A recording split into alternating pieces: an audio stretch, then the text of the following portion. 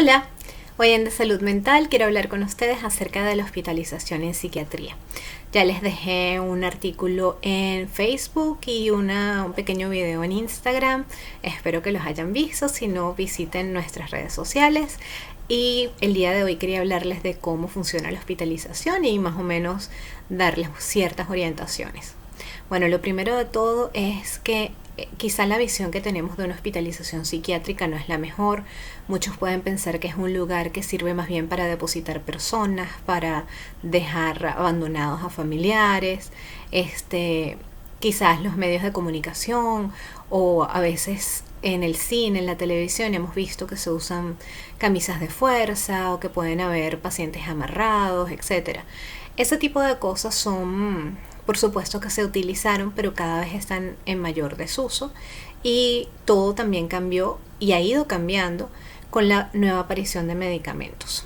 En la época previa a los antipsicóticos sí se veía esto, eran sanatorios o manicomios, recintos en los que recluían a la persona de por vida y realmente no era tanta la intención recuperar a la persona y reintegrarla a su vida normal, sino más bien era aliviarle la carga a los familiares y mantenerlos lejos de la sociedad, evitando que pudieran hacer algún daño. Luego en el año 52 apareció la clorpromacina, en el año 58 el haloperidol, y con esto comenzó a cambiar un poco no solamente el tratamiento de los pacientes, sino también la manera en que eran observados por parte de los médicos. Y algunos de esos pacientes pasaron a recuperar su vida habitual o por lo menos poder volver a casa con sus familiares. Luego, cuando aparecen los antipsicóticos de segunda generación, que no tenían ciertos efectos adversos que sí tenían y que sí tienen los antipsicóticos de primera generación, pues es una era en que ya los pacientes definitivamente tienen hospitalizaciones mucho más cortas, pueden volver a casa, pueden reincorporarse a sus estudios, muchas veces a sus lugares de trabajo, o sea, tienen una mejor calidad de vida y la idea es que sigamos avanzando tanto farmacológicamente como en el estudio de la genética, de lo que son los procesos funcionales cerebrales y mucho más para hacer que cada día el tratamiento sea más enfocado a recuperar la funcionalidad, mantener a la persona con una buena calidad de vida y evitar estas crisis que llevan a hospitalización.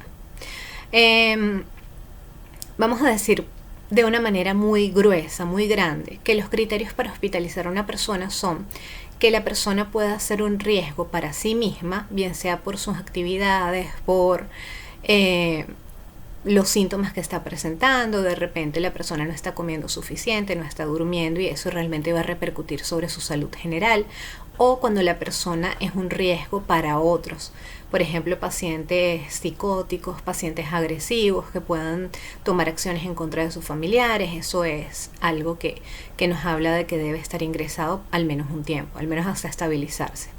Y otro criterio podría ser la desconexión con la realidad. Un paciente que está totalmente desconectado de la realidad puede ser un peligro para sí mismo y para otros, así que debe estar ingresado hasta que se consiga un estado más equilibrado. Entonces, no toda persona que está diagnosticada con una enfermedad mental va a resultar en una hospitalización. Muchas enfermedades o patologías no llegan a la severidad ni siquiera en el curso de la vida entera de la persona como para ser hospitalizados. En cambio, otros tienen episodios o crisis muy intensas que requieren que sean ingresados en una unidad para estabilización. Para que el paciente ingrese, podemos tener o bien la autorización directa del paciente, cuando el paciente tiene conciencia de enfermedad y está buscando ayuda por sí mismo. Y si no, si la persona no está en este momento, como habíamos dicho, conectada con la realidad, conectada con lo que le sucede, puede ser autorizado por los familiares. De cualquier manera, siempre vamos a necesitar el apoyo de algún familiar o por lo menos algún allegado, porque por lo menos en nuestro medio, que es de más bien hospitalización pública, es lo que estoy hablando más que nada. Aunque incluso en la privada pasa lo mismo, por ejemplo, con la ropa, ya van a ver. Necesitamos que un familiar o alguien muy cercano se haga cargo de algunas cosas, como llevarle al paciente ropa y llevársela para lavarla, complementar muchas veces lo que es la alimentación del paciente. Ya sabemos que en los lugares públicos a veces eso falla. Comprar los medicamentos, por lo menos en la parte pública eso sucede, en lo privado no. Y de todas maneras necesitamos a alguien para que visite a ese paciente y también para que a nosotros como médicos o personal de salud nos den datos acerca de cómo ha transcurrido la enfermedad y cómo va evolucionando el paciente. Otra cosa importante es que dentro de una unidad de psiquiatría, por lo general hay médicos psiquiatras, pueden haber médicos en formación precisamente de la especialidad, residentes de la especialidad, hay enfermeros que preferiblemente estén especializados en el área de psiquiatría, y deberían existir tanto trabajadores sociales como personas que hagan terapia ocupacional, terapistas ocupacionales. Esto sería bien importante, pero no todo el tiempo contamos con eso. Actividades que se hacen durante la hospitalización. Por supuesto, la persona se le hospitaliza con la finalidad de poder supervisar que se cumple el tratamiento a cabalidad, de nuevo, protegerla de sí misma o proteger a otros, mientras que la crisis cede, ir evaluando y observando la evolución del paciente de cerca, cosa que no se puede hacer en la consulta externa. Y para esto vamos a ampliar varias cosas. Vamos a hacer, por ejemplo, entrevistas diarias. Nosotros realizamos lo que llamamos evoluciones. Vamos haciendo cada tantos días el uso de las escalas de medición. Hay un video dedicado a escalas que si quieren lo pueden buscar en el canal. Hay escalas para diferentes enfermedades y con ese puntaje nosotros podemos hacer un poquito más objetiva la evaluación de un paciente y que la variabilidad entre observadores no sea tanta. Por ejemplo, si yo llevo a un paciente y por casualidad me enfermo, no puedo ir al servicio ese día y uno de mis compañeros le pasa esa escala o le hace las preguntas de ese cuestionario, podemos tener una visión más clara de si el paciente está mejor o por el contrario empeoró o se mantiene igual, sin tener que ser la misma persona que lo observa. De todas maneras, de nuevo, hay un video acerca de esto. Hacemos entrevistas para saber cómo se ha sentido, observamos cuál es su comportamiento general en cuanto a muchas cosas, hacia personal, cómo está comiendo, cómo está durmiendo, cómo se relaciona con el medio, cómo se relaciona con las otras personas. Tenemos momentos de visitas y en esas visitas también vemos cómo se encuentra la relación con los familiares. Los familiares nos dan su impresión acerca de cómo encuentran al paciente. Y cuando el paciente se encuentra mucho mejor y estamos pensando ya quizá en dar una alta médica, comenzamos a hacer visitas domiciliarias, le damos permiso. Puede ser durante 1, 2 días, mediodía, todo depende de cómo estamos viendo al paciente, de las condiciones de la familia. Si hay algún estresor en casa, pues se evitan este tipo de visitas. Cada caso es muy distinto, pero es una manera de evaluar cómo el paciente se vuelve a integrar a la rutina, a la cotidianidad. Y eso es bien importante. Dentro de la hospitalización, si se puede, se intenta que hagan actividades tanto recreativas, a veces hay juegos de mesa, se les proporciona sopas de letras, actividades para hacerlas, vamos a decirlo, actividades tranquilas.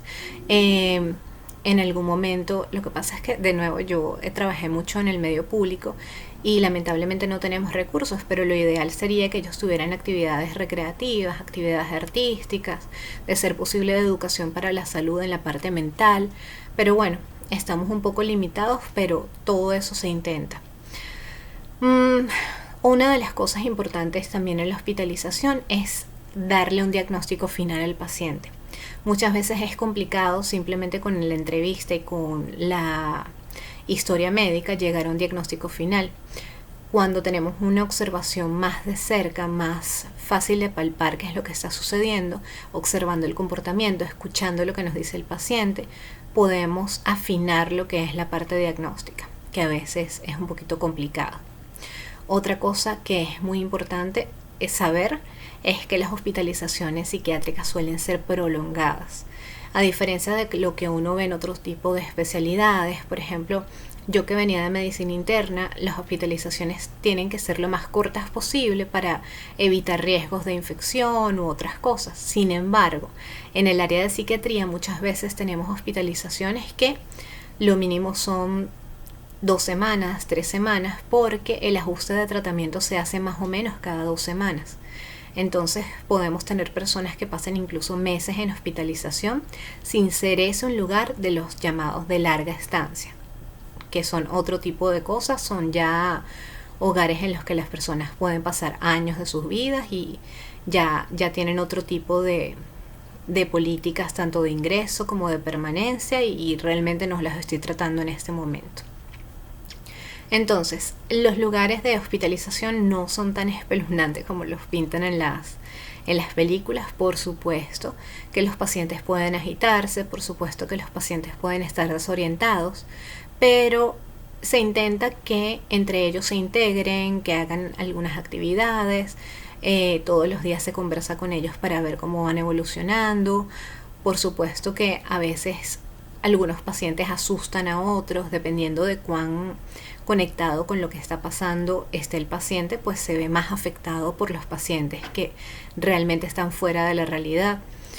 Se forman dinámicas interesantes, a veces se hacen amistades dentro de la hospitalización, otras veces hay discusiones, irritabilidad de varios lados y más bien nacen enemistades allí. Es bien interesante, pero se intenta que los pacientes mantengan una rutina lo más apegada a un día normal posible, dadas las circunstancias de estar encerrados en algún lugar.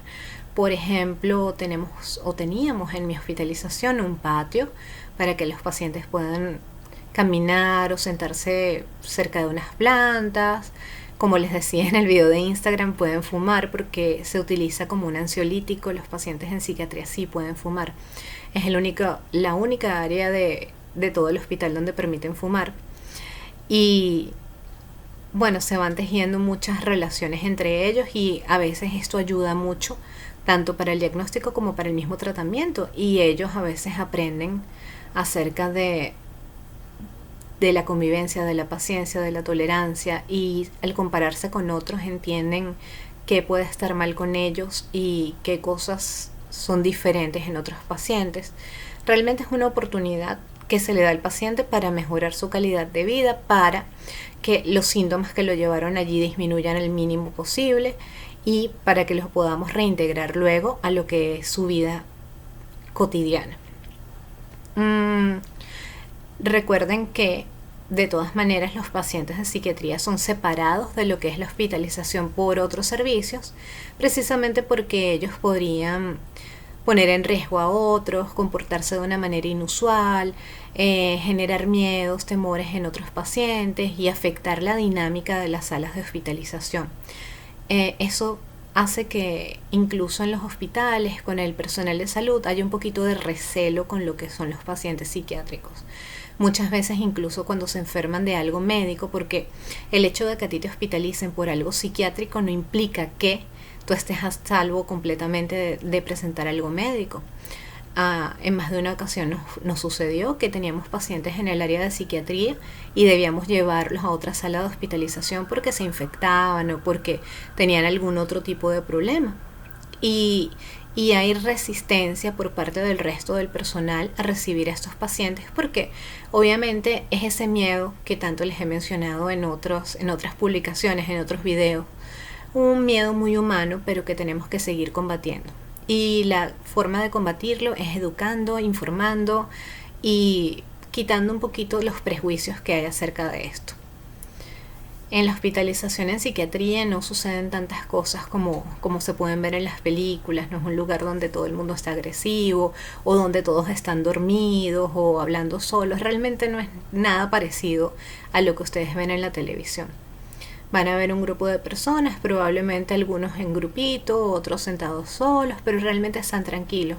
Pocos momentos tienen de agitación, quizá cuando ingresan al servicio que tienen la crisis aguda y algunos momentos puntuales, pero para eso está el personal. no, obviamente no van a estar agitados, gritando y haciendo destrozos por todo el lugar sin que haya una intervención. Siempre en los lugares de hospitalización va a haber por lo menos un enfermero y un médico atentos a que esto no suceda. Bueno, el video se ha hecho sumamente largo y seguramente me faltaron muchos detalles, o sea que si tienen dudas, mándenme un mensaje y bueno, como siempre los invito a suscribirse, si quieren que trate algún tema déjenme saber y muchísimas gracias por ver los videos, si quieren los comparten, si pueden me dan un like y bueno, seguiremos conversando en el próximo video. Gracias.